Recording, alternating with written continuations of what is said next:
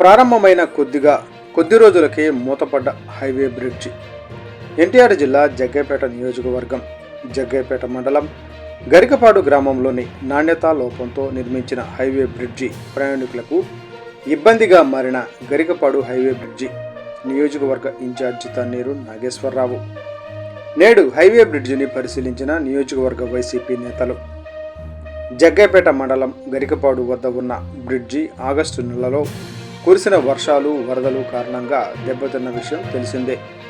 అయితే ఎన్నో నెలలుగా పనులు చేపట్టిన జనవరి నెలలో పూర్తయి ప్రారంభించుకొని వారం లోపులే బ్రిడ్జి కుంగిపోవడం, మళ్లీ మరమ్మతులు చేపట్టడం ఇంకా పూర్తి కాకపోవడంతో ఈరోజు వైఎస్ఆర్ కాంగ్రెస్ పార్టీ నాయకులతో కలిసి పరిశీలించిన నియోజకవర్గ ఇన్ఛార్జి తన్నీరు నాగేశ్వరరావు.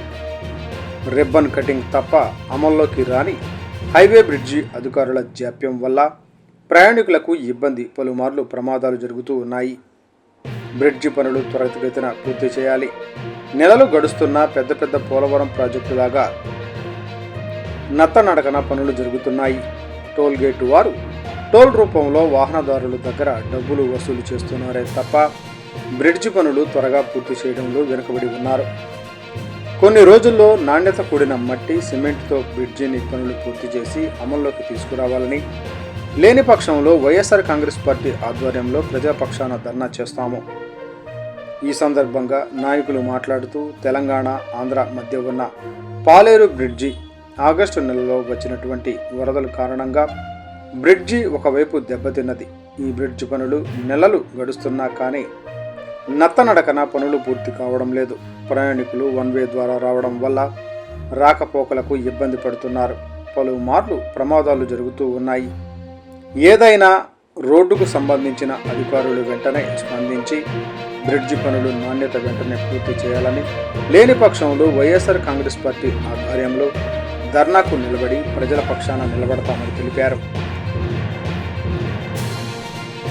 ఇది మొత్తం కూడా మళ్ళీ వీక్ అయిపోయింది కాబట్టి రోడ్డు మళ్ళీ తిరిగి వేయాలని చెప్పి మళ్ళీ తిరిగి వేయడం కోసం జనవరి నుంచి ఇప్పుడు మార్చి నెలలోకి వచ్చాం.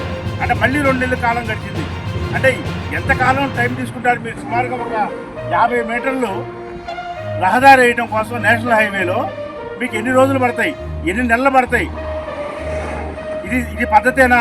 నేషనల్ హైవే అథారిటీస్ అధికారులు మీరు ఇప్పటికైనా కళ్ళు తెరవండి, మత్తులు వేడండి. టోల్ గేట్లో ఇష్టానుసారంగా వాళ్ళకి ఎక్కడ కూడా కనికరం అనేది లేకుండా, చిన్నోళ్ళు పెద్దోళ్ళు లేనోళ్ళు ఉన్నోళ్ళనే కనికరం లేకుండా ఎవరి దగ్గరైనా ముక్కు బిండి వసూలు చేస్తారు టోల్ గేటు. మీ నిబంధనలు ఏమున్నాయి? మీ నిబంధనల్లో రోడ్లు బాగుండాలి, బ్రిడ్జిలు బాగుండాలి, ఎక్కడా కూడా వన్ వేలు ఉండకూడదు, వెళ్ళడానికి ఒక రహదారి, రావడానికి ఒక రహదారి ఉండాలి అని చెప్పి మీ నిబంధనలు ఉన్నాయి. ఎక్కడా కూడా స్పీడ్ మెయింటైన్ ఇబ్బంది లేకుండా 100 ఎక్స్ప్రెస్ హైవే, ఇది 100 స్పీడ్తో వెళ్ళొచ్చు.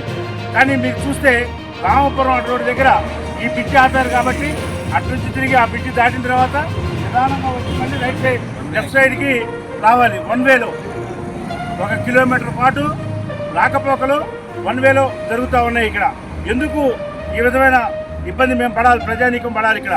దానికోసం మీరేమన్నా టోల్ గేట్లో మీరేమన్నా ఒక 50% ఛార్జెస్ ఏమైనా తగ్గించారా? తగ్గించాల్సిన బాధ్యత లేదా? పర్యవేక్షించాల్సిన అధికారులు ఎక్కడున్నారు? పర్యవేక్షించాల్సిన ప్రజాప్రతినిధులు ఎక్కడున్నారు? రాష్ట్ర ప్రభుత్వం ఏం చేస్తుంది? ఇంతమంది ఐఏఎస్లు, ఐపీఎస్లు తిరుగుతూ ఉంటారు ఈ రోడ్డు మీద, నేషనల్ హైవే అధికారులు తిరుగుతూ ఉంటారు. వైఎస్ఆర్ కాంగ్రెస్ పార్టీ తరఫున మేము ఇది 2వ సారి దీని మీద మా నిరసన తెలియజేస్తూ ఉన్నాం. ఇప్పటికైనా ఇక్కడ మీరు ఇమ్మీడియట్గా 4-5 రోజుల్లోనే ఏదో ప్యాచ్ వర్క్ కొద్దిగా ఉంది, ఈ ప్యాచ్ వర్క్ పూర్తి చేసి ఈ రోడ్డును కూడా, ఈ బ్రిడ్జిని కూడా మీరు రహదారుల నిమిత్తం వదలాలని, లేకపోతే వైఎస్ఆర్ కాంగ్రెస్ పార్టీ తరఫున ఇక్కడ మేము నిరసన దీక్ష కూర్చుంటామని చెప్పి మీ ద్వారా అధికారులకి, నేషనల్ హైవే అధికారులకి, రెవెన్యూ అధికారులకి, అలానే టోల్గేట్ సిబ్బంది కూడా తెలియజేస్తాము.